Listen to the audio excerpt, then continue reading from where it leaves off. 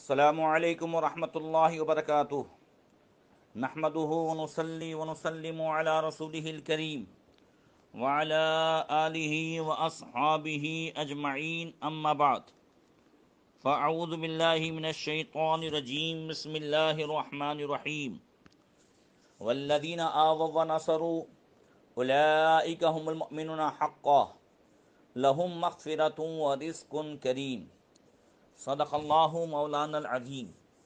درود شریف پڑھیں، اللہم صلی علی سیدنا مولانا محمد معدن جود والکرم وآلہ وصحبہ وبارک وسلم۔ محترم سامعین، ربیع النور شریف کی آمد ہے، اور ایک دو دن کچھ کام کی وجہ سے آپ تک میں بیان نہیں پہنچا پایا۔ آج سے انشاءاللہ تبارک و تعالی نبی کریم صلی اللہ تعالی علیہ وسلم کی مدنی زندگی، جس کا تعلق ہجرت سے ہے، اور ہجرت کے بعد کی زندگی، انشاءاللہ تبارک و تعالی اس سے شروعات ہوگی۔ سب سے پہلے ربیع النور شریف کی جو برکتیں ہمیں نصیب ہو رہی ہیں، اور ماہ ربیع الاول میں نبی کریم صلی اللہ تعالی علیہ وسلم باعث تخلیق کائنات، فخر موجودات کی آمد ہے، اس وجہ سے چند اشعار پیش کرتا ہوں۔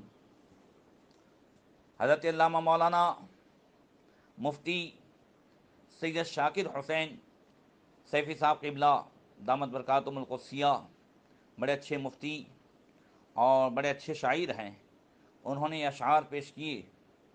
فرماتے ہیں، تجھ سے ہے رشتہ ایمان ربیع الاول، سب مہینوں کی ہے تو جان ربیع الاول، تیری آغوش سے دنیا میں اجالا پھیلا، تیری آغوش سے دنیا میں اجالا پھیلا، کیا ہی ہے روشن ہے تیری شان ربیع الاول، مشرق مہر دل افروز ہے 12 تاریخ، مطلع جلوہ رحمان ربیع الاول، تیری خوشبو نہ زمانے میں کبھی کم ہوگی، بے خزاں تیرا گلستان ربیع الاول، آسمان پر تیرے وہ نجم ہدایت چمکا، جو ستاروں کا ہے سلطان ربیع الاول، تیرے دامان میں وہ نعمت عظمی آئی، جس کا صدقہ ماہ رمضان ربیع الاول۔ اور فرماتے ہیں، یوم میلاد کی اسرار ہیں سینے میں تیرے، صاحب حجت و برہان ربیع الاول، 12ویں دھوم سے کرتے ہیں چراغاں کر کے، اہل سنت کی ہے پہچان ربیع الاول، ہم نکالیں گے جلوس اور کریں گے جلسے، یوں کریں گے تیرا اعلان ربیع الاول، جشن میلاد کا منکر بھی سمجھتا ہے تجھے، جشن میلاد کا منکر بھی سمجھتا ہے تجھے، دانا ہے بنتا ہے نادان ربیع الاول، پیش کر دے در مولا پہ سلام سیفی، تیرا ہوگا بڑا احسان ربیع الاول، پیش کر دے در مولا پہ سلام سیفی، تیرا ہوگا بڑا احسان ربیع الاول۔ اور اعلیٰ حضرت رضی اللہ تعالیٰ عنہ فرماتے ہیں، حشر تک ڈالیں گے ہم پیدائش مولا کی دھم، مثل فارس نجد کے قلعے گراتے جائیں گے، خاک ہو جائیں عدو جل کر مگر ہم تو رضا، دم میں جب تک دم ہے ذکر ان کا سناتے جائیں گے۔ حضرات، اسلام کو جو ترقی ملی، اور اسلام جو خوب فلاح اور فلاح اور خوب پھیلا، یہ ہجرت کے بعد سے اور ہجرت کی برکت سے۔ اللہ کے رسول صلی اللہ تعالی علیہ وسلم نے ہجرت کے لیے مدینہ منورہ کی سرزمین کیوں منتخب فرمائی؟ وہاں کے لوگ کون تھے؟ اسلام لانے سے پہلے کیا تھے؟ اور اسلام لانے کے بعد اللہ تبارک و تعالیٰ نے انہیں کیا مقام دیا؟ کیا ان کے فضائل ہیں؟ اور اسلام کی برکت سے انہیں کون سے انعام سے نوازا گیا؟ آئیے اس کی شروعات کرتے ہیں۔ مدینہ منورہ کا پرانا نام یثرب ہے، جس کا معنی ہوتا ہے بیماریوں کا گھر۔ مگر نبی کریم صلی اللہ تعالی علیہ وسلم جب اس شہر میں تشریف لے گئے تو اس کا نام ہوا مدینۃ النبی، نبی کا شہر۔ اب یہ یثرب بیماریوں کا گھر نہیں رہا، بلکہ یہ دار الشفا ہو گیا، یہ طیبہ ہو گیا، یہ پاکیزہ شہر ہو گیا، یہ مدینہ منورہ ہو گیا۔ نبی کے قدم کی برکت سے اب اس کی مٹی مٹی یہ بیماریوں کے لیے شفا بن گئی۔ استاد زمن فرماتے ہیں، نہو آرام جس بیمار کو سارے زمانے سے، اٹھا لے آئے تھوڑی سی خاک ان کے آستانے سے۔ حضور نبی کریم صلی اللہ تعالی علیہ وسلم نے جب اعلان نبوت فرمایا تو اس شہر میں عرب کے دو قبیلے اوس اور خزرج یہ آباد تھے، اور کچھ یہودی بھی آباد تھے۔ اوس اور خزرج کفار مکہ کی طرح یہ مدینے میں بت پرست تھے، اور یہودی اہل کتاب تھے۔ اوس و خزرج پہلے تو بڑے اتفاق اور اتحاد کے ساتھ مل جل کر رہتے تھے، مگر پھر عربوں کی فطرت کے مطابق ان دونوں قبیلوں میں لڑائیاں شروع ہو گئیں، یہاں تک کہ آخری لڑائی جو تاریخ عرب میں جنگ بعاث کے نام سے مشہور ہے، اس قدر ہولناک اور خونریز ہوئی کہ اس لڑائی میں اوس و خزرج کے تقریباً تمام نامور بہادر لڑ بھیڑ کر مر گئے، اور یہ دونوں قبیلے بہت زیادہ کمزور ہو گئے۔ یہودی مدینہ میں اگرچہ تعداد میں بہت کم تھے، مگر چونکہ وہ تعلیم یافتہ تھے، اس لیے اوس و خزرج جو بت پرست تھے، کفار تھے، ہمیشہ یہودیوں کی علمی برتری سے ان کے زیر اثر رہتے تھے۔ اور آج بھی یہودی جو ہے تعلیم یافتہ کہے جاتے ہیں مٹھی بھر، مگر پوری دنیا کو اپنے کنٹرول میں لیے ہوئے ہیں۔ کرنسی ان کے کنٹرول میں ہے، ساری دنیا کا نیٹ ورک ان کے کنٹرول میں ہے، سب کا کلچر ان کے کنٹرول میں ہے۔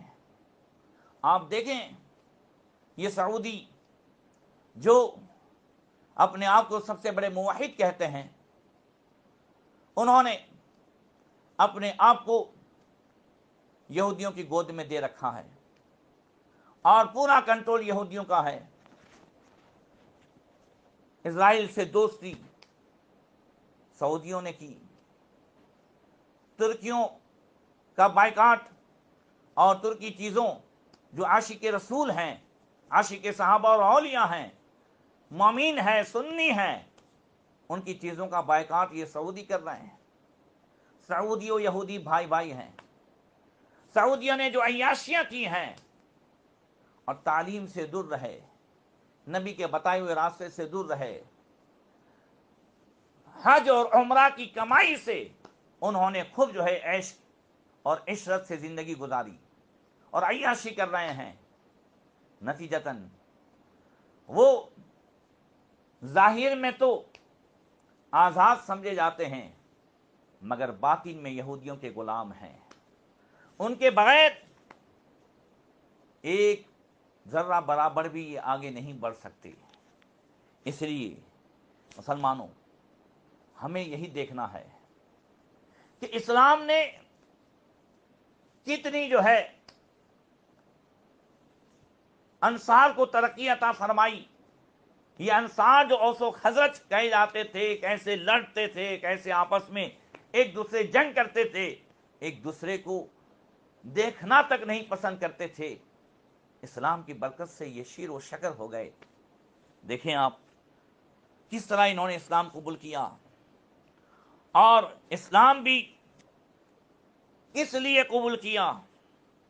آئیے دیکھتے ہیں۔ اسلام قبول کرنے کے بعد رسول رحمت صلی اللہ علیہ وسلم کی مقدس تعلیم و تربیت کی بدولت اوس و خزرج کے تمام پرانے اختلافات ختم ہو گئے، اور یہ دونوں قبیلے شیر و شکر کی طرح مل جل کر رہنے لگے۔ اور چونکہ ان لوگوں نے اسلام اور مسلمانوں کی اپنے تن من دھن سے مدد کی، اس لیے نبی کریم صلی اللہ تعالی علیہ وسلم نے ان خوش بختوں کو انصار کے معزز لقب سے سرفراز فرما دیا، اور قرآن کریم نے بھی ان جانثاران اسلام کی نصرت رسول اور مسلمانوں کی مدد پر ان خوش نصیبوں کی مدح و ثنا کا جا بجا خطبہ پڑھا، اور عذر شریعت، انصار کی محبت اور ان کی جناب میں حسن عقیدت تمام امت مسلمہ کے لیے ایمان کی نشانی اور واجب العمل قرار پائی۔ سنیے ایک آیت میں اللہ تبارک و تعالیٰ سورہ انفال آیت نمبر 74 میں ارشاد فرماتا ہے، جو میں نے پڑھی کہ والذین آووا ونصروا اولئک هم المؤمنون حقا لہم مغفرۃ ورزق کریم، اور جنہوں نے پناہ دی اور ان کی امداد کی، وہی خوش نصیب لوگ سچے ایماندار ہیں، انہی کے لیے بخشش ہے اور باعزت روزی۔ انصار جو اوس و خزرج قبیلے سے تھے، بت پرست تھے،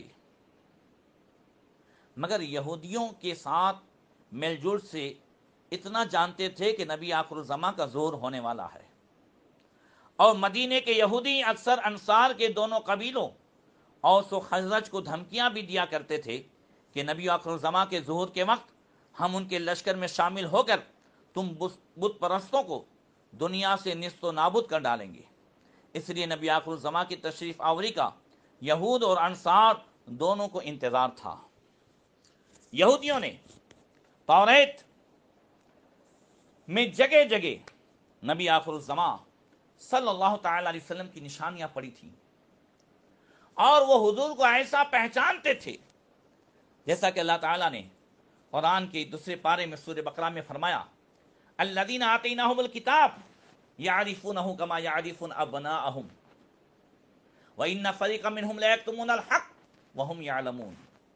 اللہ فرماتا جن کو ہم نے کتاب دی وہ اس نبی کو ایسا پہچانتے ہیں جیسا کہ باپ بیٹے کو پہچانتا ہے۔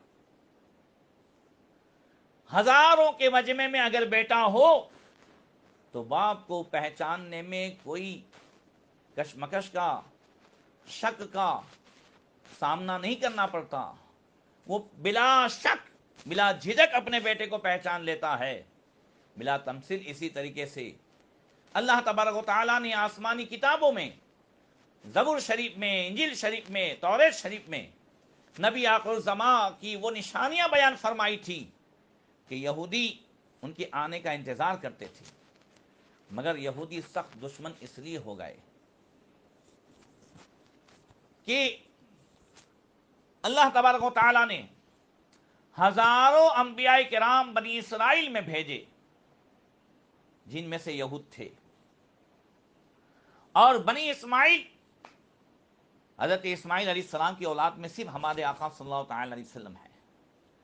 تو یہودی یہ سمجھتے تھے کہ جب ہزاروں انبیاء بنی اسرائیل میں آئے تو نبی آخر الزماں جو افضل الانبیاء ہیں، سید الانبیاء ہیں، امام الانبیاء ہیں، وہ ہم میں کیوں نہیں آئیں گے، وہ ہم ہی میں آئیں گے۔ مگر جب نبی آخر الزماں رحمت عالم صلی اللہ علیہ وسلم بنی اسرائیل میں نہ آ کر بنی اسماعیل میں تشریف لائے تو یہودی حسد کرنے لگے۔ یہ خاندانی حسد تھا۔ اللہ تعالیٰ قرآن کے پہلے پارے میں فرماتا ہے، वद्द कसीरुम मिन अहलिल किताब यरुद्दुनकुम मिन बादि ईमानिकुम कुफ्फारा हसदम मिन इंदी अनफुसिकुम मिन बादि मा तबय्यना लहुमुल हक।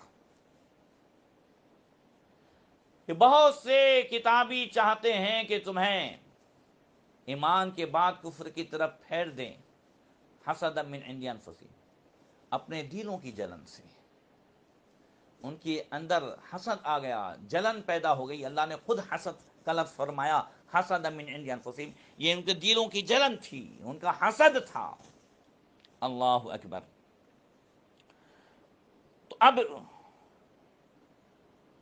औस और खजरज ने जो नबी आखिर ज़मा को पहचाना था, वो यहूदियों से नबी आखिर ज़मा की नातें सुन सुन करके, अल्लाहु अकबर, पता चला कि नात से फ़ायदा होता है, नबी की तारीफ़ और तौसीफ़ से। देखो, बयान करने वाले यहूदी तो हसद की वजह से ईमान से दूर रहे, मगर जिन कुफ़ार और मुशरिकीन यानी औस और खजरज ने नबी आखिर ज़मा की जो तारीफ़ें सुनी थी, जो नातें सुनी थी, उन नात की बरकत से वो ईमान वाले हो गए। सुभान अल्लाह। बल्कि ऐलान नबूवत के 11वें साल, हिजरत से 3 साल पहले की मैं बात करने जा रहा हूँ, नबी करीम सल्लल्लाहु ताला अलैहि वसल्लम मामूल के मुताबिक हज में आने वाले कबीलों को दावत इस्लाम देने के लिए मीना के मैदान में तशरीफ़ ले गए और कुरान मजीद की आयतें सुना सुना कर लोगों के सामने इस्लाम पेश फरमाने लगी। नबी करीम सल्लल्लाहु ताला अलैहि वसल्लम मीना में उक़बा के पास जो घाटी थी, वो उसे उक़बा कहते हैं, जहाँ आज मस्जिदुल उक़बा है, वहाँ तशरीफ़ फरमा थे कि कबीले खजरज के 6 आदमी हुजूर के पास आ गए और नबी करीम सल्लल्लाहु ताला अलैहि वसल्लम ने उन लोगों से उनका नाम और नसब पूछा। फिर सरकार ने कुरान की चंद आयतें सुनाकर उन लोगों को इस्लाम की दावत दी। जब कुरान की आयतें सुनी तो ये लोग बेहद मुतासिर हो गए, एक दूसरे का मुंह देखकर वापसी में ये कहने लगे कि यहूदी जिस नबी आखिर ज़मा की खुशखबरी देते रहे हैं, यकीनन वो नबी यही हैं, लिहाजा कहीं ऐसा न हो कि यहूदी हमसे पहले इस्लाम की दावत कबूल कर लें।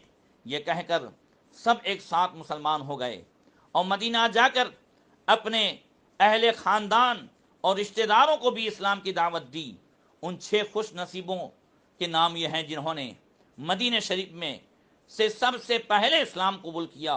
वो हज़रत उक़बा बिन आमिर, हज़रत अबू उमामा असअद बिन ज़ुरारा, हज़रत औफ बिन हारिस, हज़रत राफ़े बिन मालिक, हज़रत क़ुतबा बिन आमिर और हज़रत जाबिर बिन अब्दुल्लाह रज़ियल्लाहु तआला अन्हुम अजमईन। ऐलान नबूवत के 12वें साल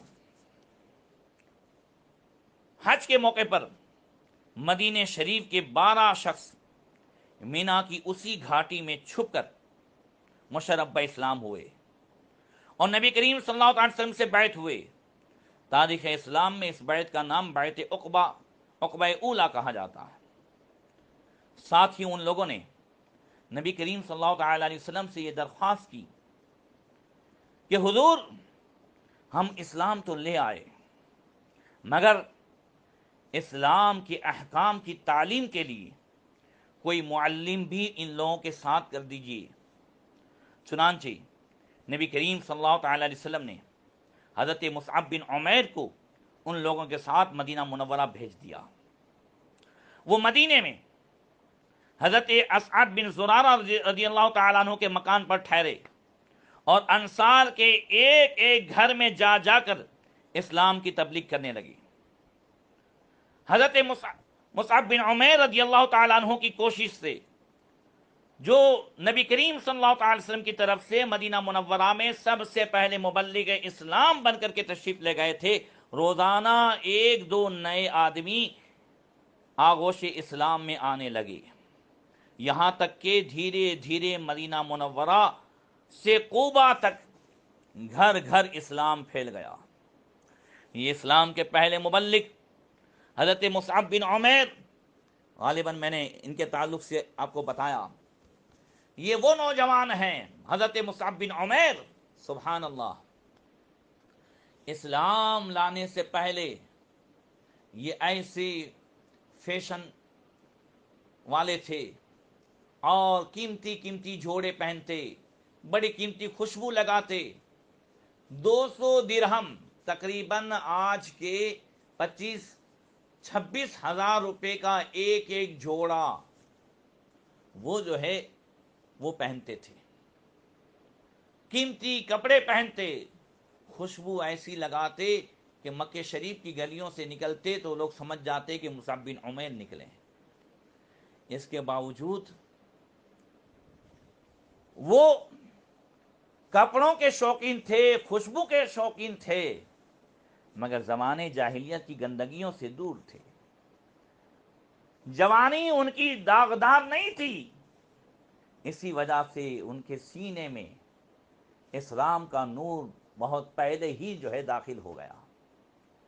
اب اسلام کی محبت ان کے رگ رگ میں ایسی بسی، سبحان اللہ، کہ پھر وہ جو ماں کی طرف سے قیمتی جوڑوں کے درہم ملتے تھے، جو پیسے ملتے تھے، وہ خوشبو کے لیے اور جو کچھ بھی اپنے خرچ میں اور جوانی کے شوق میں جو خرچ کرتے تھے، وہ سارے روپے اب اپنے مسلمان بھائیوں کی مدد میں خرچ کرنے لگے۔ ایک دن حضرت مصعب بن عمیر اس طرح داخل ہوئے، حضرت سیدنا صدیق اکبر بھی ساتھ میں تھے، حضور دیکھ کر کے رونے لگے۔ حالت یہ تھی حضرت مصعب بن عمیر کی کہ آپ نے جو کمبل پہنا تھا اس میں بٹن کی جگہ کانٹے لگے ہوئے تھے۔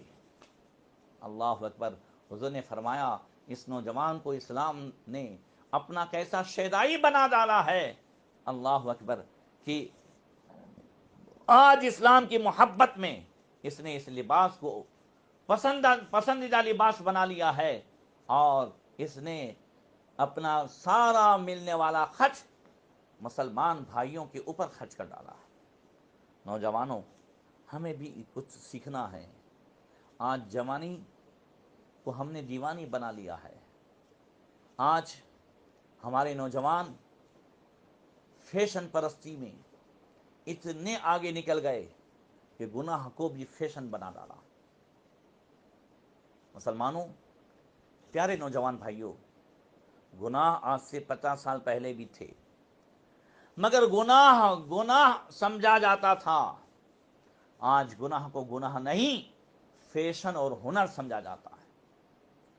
پہلے گنہگار کو سزا دی جاتی تھی، آج گنہگار کو سنمانت کیا جاتا ہے۔ آج کا اگر نوجوان کالج میں ہے، کالج میں پڑھتا ہے، اور اس کی اگر کوئی گرل فرینڈ نہیں ہے تو اس کو بے وقوف سمجھا جاتا ہے۔ آج کی نوجوان لڑکی اگر جو ہے کالج میں پڑھنے گئی ہے تو اس کا اگر کوئی بوائے فرینڈ نہیں ہے تو اسے بے وقوف سمجھا جاتا ہے، اسے دقیانوسی خیال والا سمجھا جاتا ہے۔ ایسا ماحول کالج میں، اسکولوں میں پیدا ہو گیا، نوجوانوں کے اندر پیدا ہو گیا۔ گناہ فیشن، بے حیائی فیشن، بے حیائی یہ آج نوجوان کی ہنر مندی ہو گئی ہے۔ اللہ اکبر، ایسے ماحول میں کہ جہاں حکومت کا بھی کوئی ڈر نہ ہو، حکومت کی طرف سے مجرموں کو پروٹیکشن دیا جاتا ہو، انہیں سنمانت کیا جاتا ہو، ایک نوجوان لڑکا یا لڑکی آج کے اس برے ماحول میں اپنے دامن کو داغدار ہونے سے کیسے بچائے اور کس طرح گناہ سے دور رہے، سنو، قرآن میں آج بھی اس کا علاج موجود ہے۔ اللہ تبارک و تعالی 21ویں پارے میں فرماتا ہے، ان الصلاۃ تنہا عن الفحشاء والمنکر، بے شک نماز بے حیائی اور برائی سے روک دیتی ہے۔ آج بھی اگر نوجوانوں بے حیائی سے بچنا ہے، برائی سے بچنا ہے، تو نمازی ہو جاؤ، اللہ کے آگے سر جھکاؤ، اللہ کا وعدہ کبھی جھوٹا نہیں ہو سکتا ہے۔ حضرت انس بن مالک رضی اللہ تعالیٰ عنہ سے روایت ہے، وہ کہتے ہیں ایک صاحب نماز پڑھتے تھے مگر کچھ برائیوں میں بھی مبتلا تھے۔ حضور نبی کریم ہادی دو عالم صلی اللہ علیہ وسلم کی بارگاہ میں عرض کیا گیا، یا رسول اللہ، फलां साहब नमाज भी पढ़ते हैं, बुराइयों में भी मुब्तला हैं। सरकार ने फरमाया छोड़ो, एक न एक दिन उसको नमाज बुराइयों से रोक देगी। हज़रत अनस फरमाते हमने देखा कि वो शख्स जो पहले बुराइयों में मुब्तला रहते थे, नमाज की बरकत से कभी बुराई की तरफ आंख उठा करके भी नहीं देखते थे। इसलिए आओ अहद करें कि हम नमाज को अपनी आदत बना लें। अल्लाह ताला तौफीक अता फरमाए। बहरकैफ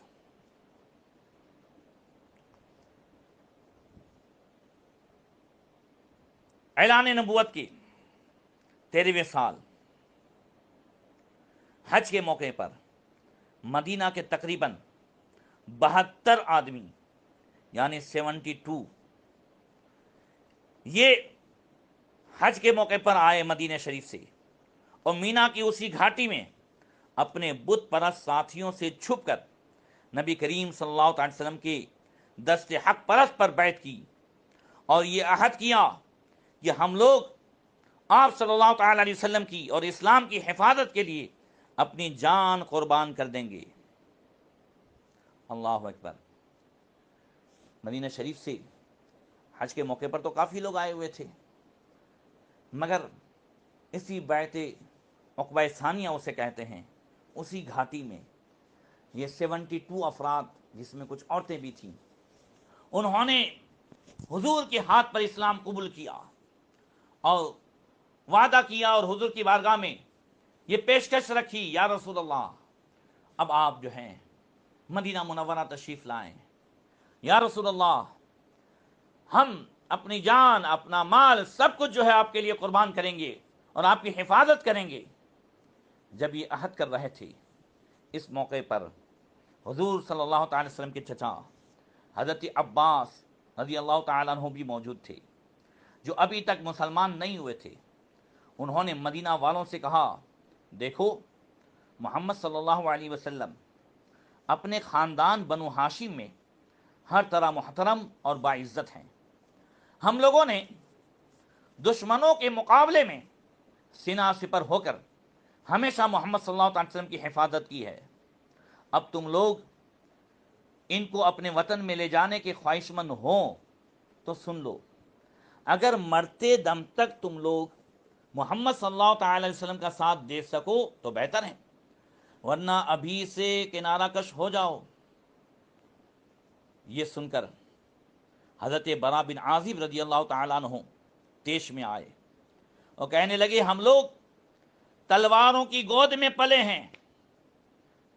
हज़रत बरा बिन आज़िब इतना ही कहने पाए थे कि हज़रत अबुल हैसम रज़ी अल्लाह तआला अन्हु ने बात काटते हुए कहा कि या रसूलुल्लाह, हम लोगों के यहूदियों से पुराने ताल्लुकात हैं, अब जाहिर है कि हमारे मुसलमान हो जाने के बाद ये ताल्लुकात टूट जाएंगे। कहीं ऐसा ना हो कि जब अल्लाह ताला आपको गलबा अता फरमाए तो आप हम लोगों को छोड़कर अपने वतन मक्का चले जाएं। ये सुनकर हादी बरहक रहमत आलम सल्लल्लाहु अलैहि वसल्लम मुस्कुराए।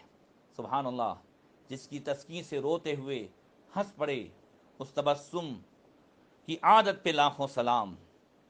हुजूर ने जवाब दिया, मुस्कुरा कर जवाब दिया कि तुम लोग इत्मीनान रखो, ऐ गिरोह अंसार, तुम्हारा खून मेरा खून है, और यकीन करो मेरा जीना तुम्हारे साथ है। मैं तुम्हारा हूं और तुम मेरे हो, तुम्हारा दुश्मन मेरा दुश्मन और तुम्हारा दोस्त मेरा दोस्त है। आओ ज़रा ये भी देखें कि इस्लाम की बरकत से अल्लाह तबारक व तआला ने और उसके हबीब सल्लल्लाहु तआला अलैहि वसल्लम ने अंसार को क्या मकाम अता फरमाया। हज़रत गैलान बिन जरीर रज़ी अल्लाह तआला अन्हु से रिवायत है, वो हज़रत अनस रज़ी अल्लाह तआला अन्हु जो अंसारी सहाबी थे, हुजूर नबी करीम सल्लल्लाहु तआला अलैहि वसल्लम के बड़े जो है चहीते खादिम थे। ये बुखारी और मुस्लिम शरीफ की रिवायत है। हज़रत गैलान बिन जरीर हज़रत अनस से पूछते हैं कि अराइता इस्मल अंसार कुंतुम तुसम्मुना बिही अम सम्माकुमुल्लाह, क़ाल बल सम्मान अल्लाहु अज़्ज़ वजल। गैलान बिन जरीर हज़रत अनस से पूछते हैं कि ये बताइए कि क्या इस्लाम से पहले भी آپ لوگوں کو انصار کے نام سے یاد کیا جاتا تھا یا اللہ تعالیٰ نے اس نام سے آپ کو یاد کیا ہے؟ تو حضرت انس نے جواب دیا، بے شک اللہ تعالیٰ نے ہمیں اس نام سے یاد فرمایا ہے، انصار کا مقدس لقب اور معزز لقب جو ہے ہمیں عطا فرمایا ہے۔ یہ اسلام کی برکتیں تھیں۔ اللہ اکبر۔ دوسری روایت حضرت عبداللہ ابن عباس سے، وہ نبی کریم صلی اللہ تعالیٰ علیہ وسلم سے آپ نے فرمایا کہ ان اللہ امدنی باشد الناس السنا واذرعا بابنئی قبیلۃ الاوس والخزرج۔ حضور نے فرمایا اللہ تعالیٰ نے ان لوگوں سے میری مدد فرمائی جو فصاحت و بلاغت میں اور قوت بازو میں سب لوگوں سے زیادہ طاقتور تھے، یعنی قبیلے کے دونوں بیٹوں اوس اور خزرج کے خاندانوں سے۔ اور حضرت برا بن عازب رضی اللہ تعالیٰ عنہ سے روایت ہے، نبی کریم صلی اللہ تعالیٰ علیہ وسلم نے فرمایا الانصار لا يحبهم الا مؤمن ولا يبغضهم الا منافق ومن احبهم احبه الله ومن ابغضهم ابغضه الله۔ حضور نے فرمایا انصار سے مومن کے بغیر کوئی محبت نہیں کرتا اور منافقین کے بغیر ان سے کوئی بغض نہیں رکھتا۔ جو شخص انصار سے محبت کرتا ہے اللہ تعالیٰ اس سے محبت فرماتا ہے، اور جو انصار سے بغض رکھتا ہے اللہ تعالیٰ ان سے بغض رکھتا ہے۔ حضرت انس رضی اللہ تعالیٰ عنہ سے انہوں نے کہا نبی کریم صلی اللہ علیہ وسلم نے فرمایا آیت الایمان حب الانصار و آیت النفاق بغض الانصار، کہ ایمان کی نشانی انصار کی محبت ہے اور نفاق کی نشانی انصار سے بغض ہے۔ اور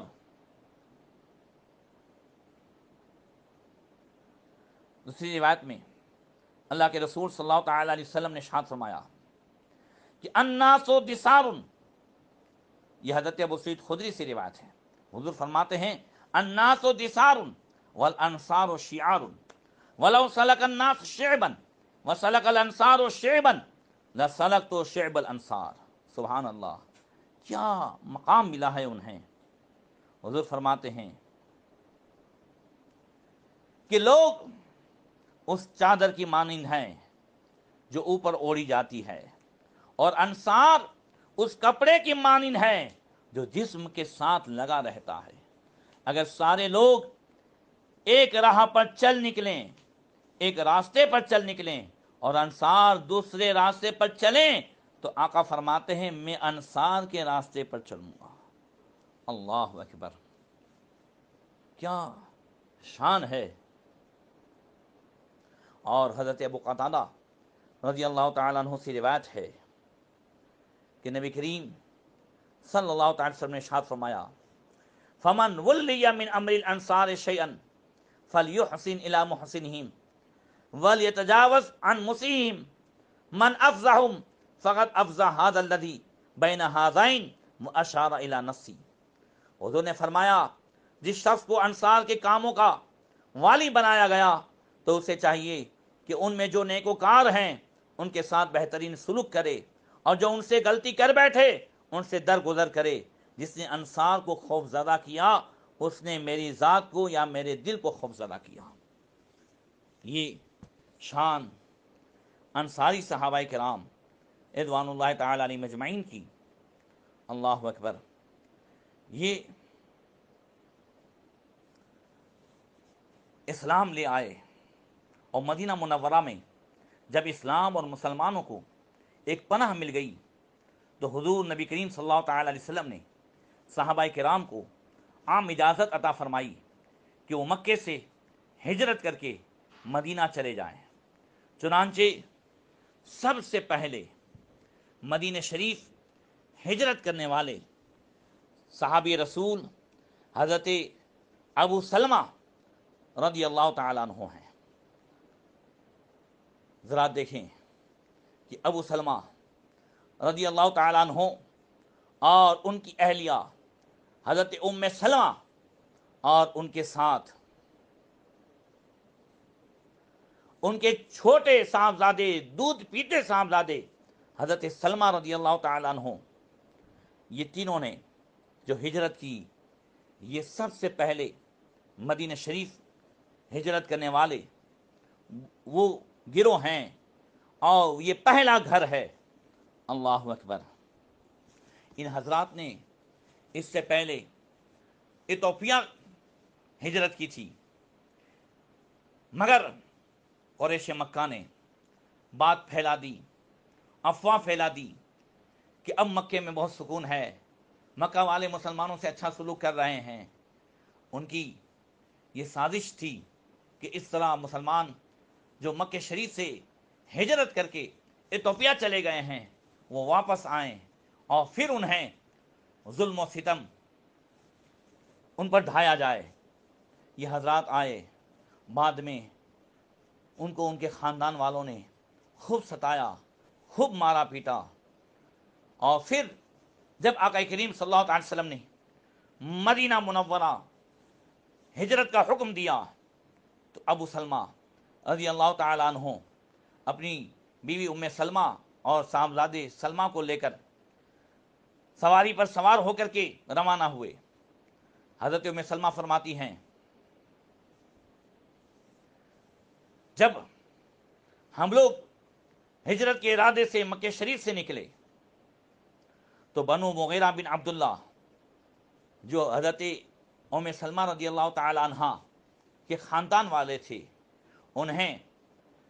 انہوں نے جب ابو سلمہ کو ہجرت کرتے دیکھا تو ان کا راستہ روک کر کھڑے ہو گئے اور کہا اے ابو سلمہ، اگر تم ہماری مرضی کے خلاف اپنا وطن چھوڑ کر چلے جانے پر مصیر ہو تو تمہاری مرضی، ہم تمہیں مجبور نہیں کریں گے، لیکن ہماری بچی ام سلمہ کو لے جانے کی ہم تمہیں اجازت نہیں دیں گے۔ چنانچہ انہوں نے ابو سلمہ کے ہاتھ سے اونٹنی کی نکیل چھین لی اور ام سلمہ فرماتی ہیں مجھے اپنے ساتھ واپس لے چلے۔ ابو سلمہ کے خاندان کو جب اس بات کا علم ہوا بنو مخزوم کو تو وہ غصے سے آپس سے باہر ہو گئے اور انہوں نے بنو مغیرہ کو آ کر کہا کہ اگر تم ہمارے بھائی ابو سلمہ کے ساتھ اپنی بیٹی کو بھیجنے پر راضی نہیں ہو تو پھر ہم بھی تمہیں اس بات کی اجازت نہیں دیں گے کہ تم ہمارا بیٹا دودھ پیتا بچہ سلمہ اپنے ساتھ لے جاؤ۔ چنانچہ انہوں نے ام سلمہ فرماتی ہیں میری غوث سے میرا لخت جگر چھین لیا۔ ادھر بنو مغیرہ حضرت سلمہ جو دودھ پیتے بچے ہیں انہیں کھینچ رہے ہیں، ادھر بنو مخزوم کھینچ رہے ہیں۔ دونوں خاندان کی کھینچا تانی میں حضرت ام سلمہ فرماتی ہیں کہ میرے بیٹے کے دونوں ہاتھ اتر گئے۔ اللہ اکبر، کیسی قربانیاں دی ہیں ان حضرات نے، صرف اسلام کے احکام پر عمل کرنے کی خاطر۔ کہتے ہیں پھر بھی میرے شوہر ابو سلمہ وہ مدینہ شریف چلے گئے اور اب بیٹا بھی مجھ سے چھین لیا گیا، اس کی جدائی کا زخم بھی مجھے سہنا پڑا، میرے خاندان والے مجھے لے گئے اور مجھے قید کر دیا، سارا کنبہ بکھر گیا۔ حضرت ام سلمہ کہتی ہیں کہ میرا سارا سکون غارت ہو گیا، میں الگ، میرا بیٹا الگ، میرا خامن، سب ایک دوسرے سے جدا کر دیے گئے۔ اللہ اکبر، صرف اسلام کی وجہ سے، صرف اسلام کے حکام پر عمل کرنے کی وجہ سے۔ سلمان بھائیوں، نوجوانوں، آج ہم سے نمازیں نہیں پڑھی جاتی، ہم سے زکاتیں نہیں دی جاتی، ہم سے قرآن کی تلاوتیں نہیں کی جاتی، ہمیں کوئی روکنے والا نہیں ہے، مگر اس کے باوجود آج ہم نے ایک فیشن بنا لی ہے۔ کیا فیشن بنا لی ہے؟ ہم نے فیشن بنا لی ہے کہ اسلام پہ چلنا بہت مشکل ہے، دین پہ چلنا بہت مشکل ہے، سب کا کام نہیں ہے۔ کیا کبھی حضرت ابو سلمہ ام سلمہ کی زبان سے یہ سنا گیا؟ کیا بھی حضرت بلال کی زبان سے سنا گیا؟ کیا کربلا والوں کی زبان سے سنا گیا؟ نہیں نہیں، آج شیطان کی طرف سے یہ وسوسہ ہمارے دل میں ڈال دیا گیا، ہم دھوکے میں آ گئے شیطان کے، اور ہم یہ کہنے لگے دین پہ چلنا سب کا کام نہیں ہے۔ ارے اسلام اتنا آسان مذہب ہے، اتنا آسان مذہب ہے کہ اللہ کے رسول صلی اللہ تعالی وسلم نے ایک حدیث میں ارشاد فرمایا، بخاری شریف کی حدیث ہے، حضور نے فرمایا کہ لولا نشق علی امتی لامرتهم بتاخیر العشاء اور بالسواک عند کل صلاۃ، اگر مجھے یہ اندیشہ نہ ہوتا کہ میری امت مشکل میں پڑ جاتی تو میں ان کو حکم دیتا کہ وہ عشاء کی نماز شروع وقت میں نہیں، آدھی رات کو پڑھے، دیر سے پڑھے، اور مجھے یہ اندیشہ نہ ہوتا کہ میری امت مشکل میں پڑ جاتی تو میں حکم دیتا کہ وہ مسواک جو ہے وہ ہر نماز کے وقت لازمی طور پر کریں، مگر حضور فرماتے ہیں کہ مجھے یہ اندیشہ ہے کہ ایسا کرنے سے، ایسا حکم دینے سے امت مشکل میں پڑ جائے گی۔ مسلمانوں سوچو تو صحیح، ہر نماز کے ٹائم مسواک کرنے کا اس لیے حکم نہیں دیا گیا تاکہ ہم دشواری میں نہ پڑ جائیں۔ عشاء کی نماز کو شروع میں پڑھنے کی اجازت بھی اسی لیے دی گئی کہ اگر تاخیر سے پڑھنے کا حکم ہوتا تو ہم دشواری میں پڑ جاتے۔ جب اتنا بھی حکم نہیں دیا گیا ہے، لا یکلف اللہ نفسا الا وسعها، اللہ فرماتا ہے کہ کسی جان کو اس کے طاقت سے زیادہ حکم نہیں دیا جاتا، ہم نے یہ سب بہانے بنا لیے ہیں۔ بہرکیف 1 سال تک حضرت ام سلمہ رضی اللہ تعالیٰ عنہ کہتی ہیں میں اسی ابتح وادی کے مقام پر آتی اور آ کر وہی راستہ تکتی رہتی جہاں میں، میرا بچہ اور سارا کنبہ جہاں بکھر گیا تھا، وہیں آ کر 1 سال تک آ کر کے روتی۔ ایک روز وہاں بیٹھی رو رہی تھی کہ بنو مغیرہ میں سے میرا ایک کزین میرے قریب سے گزرا، اس نے جب میری حالت دیکھی تو اس کا دل جو ہے وہ رونے لگا۔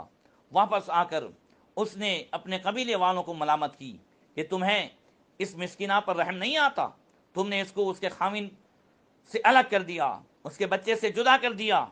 میرے خاندان والوں نے مجھے کہا اگر تم اپنے خاوند کے پاس جانا چاہتی ہو تو چلی جاؤ، ہماری طرف سے اجازت ہے۔ میرے خاوند کے رشتہ داروں کو اس اجازت کا پتہ چلا تو انہوں نے میرا بیٹا سلمہ مجھے واپس کر دیا۔ میں نے اپنے اونٹ پر کجاوا ڈالا، اس پر سوار ہو گئی۔